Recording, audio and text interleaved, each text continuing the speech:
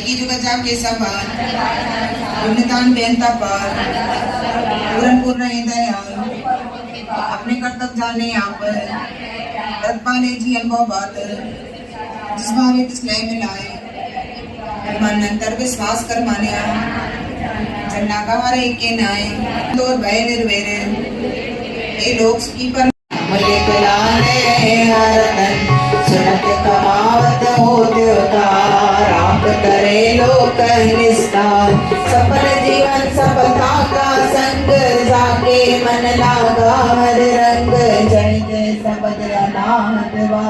सन सन आनंद करे प्रभु गाते प्रगटे गोपाल मान के माते नानक उदरे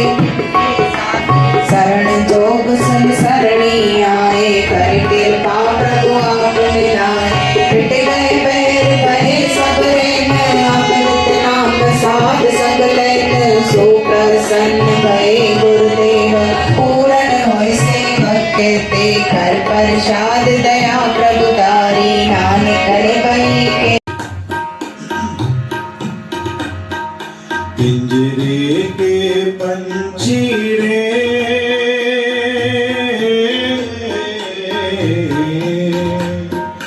तेरा दर्द न जाने को तेरा दर्द न जाने को पिंजरे के पंछी रे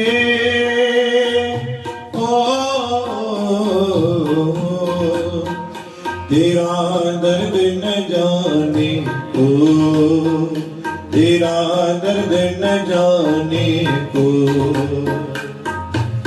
बाहर से तू